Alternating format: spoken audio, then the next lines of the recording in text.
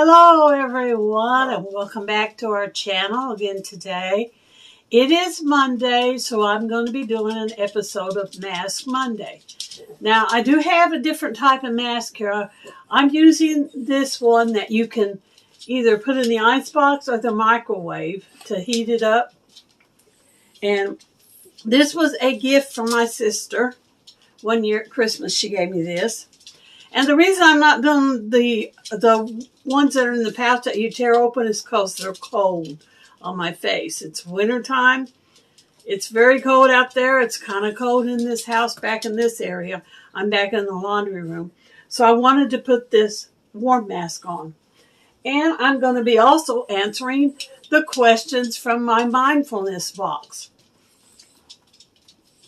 So that's what today is all about. We do not have any snow left. It's all gone. And I heated this up in the microwave, but you know what? I think I left it in there too long. I don't know if you'll be able to see this or not. See that crinkly burnt spot? Look over here on this side. Yeah, I think I overheated it. Look at the back. So, I don't see any holes in it. So I think it'll be okay. But I think I probably should have only left it in there for like 15 seconds. I think I left it in there for a minute. But let me see. Let me make sure it's not too hot to put on my face. Certain spots of it are hot, but I think it'll be okay. I'll kind of squeeze it around. All right, here we go.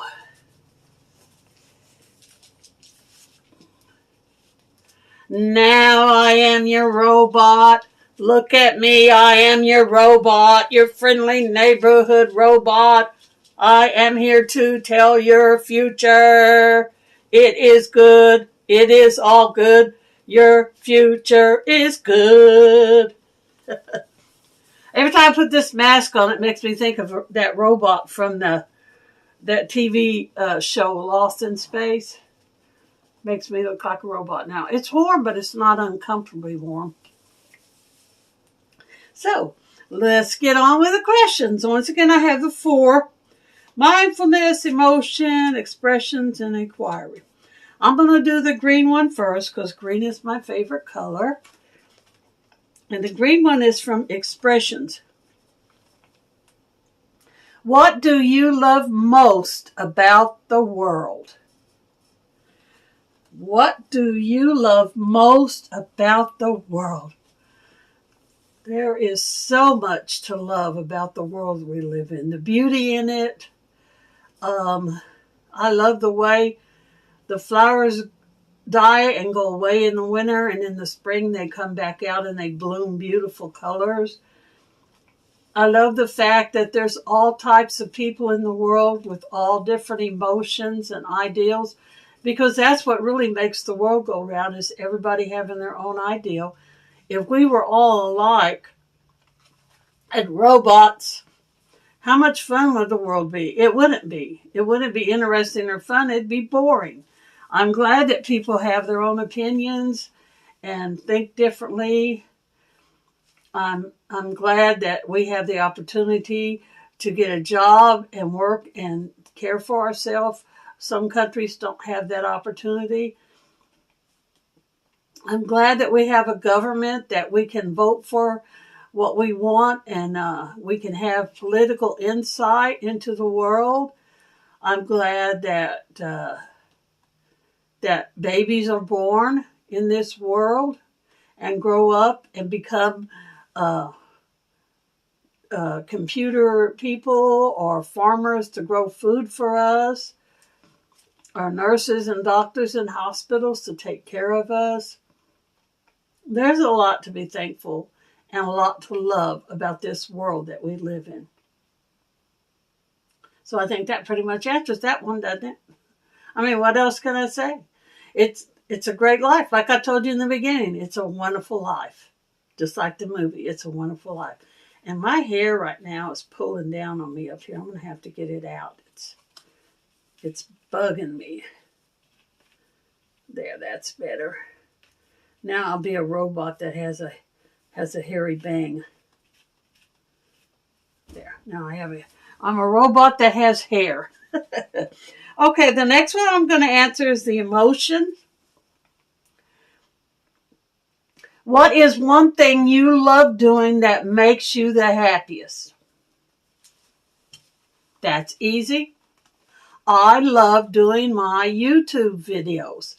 I enjoy thinking of ideas, coming up with ways to do different videos that might be interesting. I enjoy the fact that I learned how to do YouTube in the beginning when I knew nothing about it. I love the fact that I can come on here and interact with you guys, and you guys will watch me and leave me comments down below and ask me questions if you want. I really enjoy making YouTube. I really do. Now, there are times when I have to admit it's hard to come up with an ideal for what I'm going to do. But so far this month, I've been able to accomplish that by doing a video every other day. And that's what I want to continue to do, is to do a video every other day. I also enjoy sewing, crafting, making quilts, making clothes, making toys, stuffed animals, all the stuff that I do in my sewing quilting room. I love to paint. I love to knit and crochet. I love to put jigsaw puzzles together. I love to do a lot of things. It's kind of hard to narrow it down, really. I do enjoy YouTube, but I also enjoy sewing. I love to bake and cook and make recipes and things.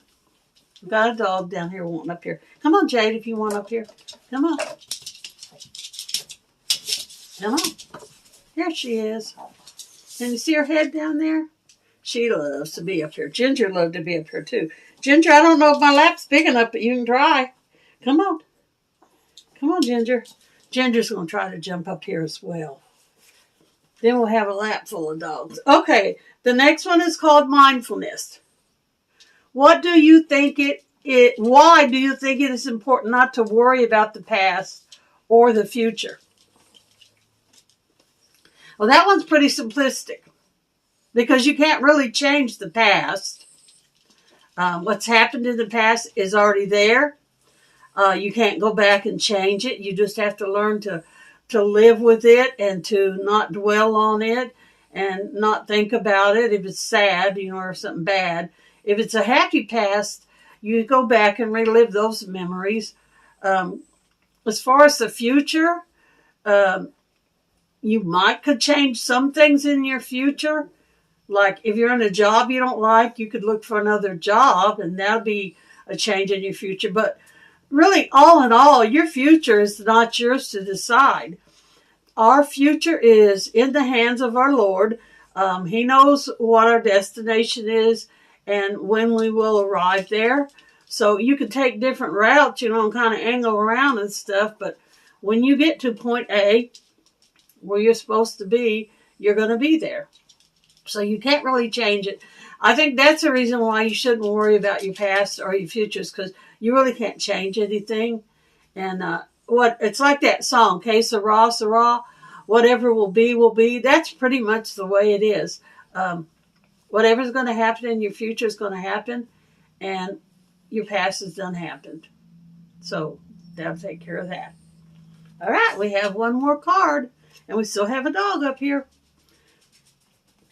And this is from the inquiry one. If you could travel anywhere in the world, where would it be?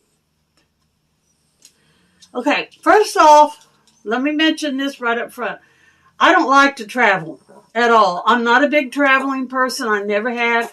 A lot of people, when they retire, they're like, I'm looking forward to retiring so I can travel the world and go places and see things. That's never been me.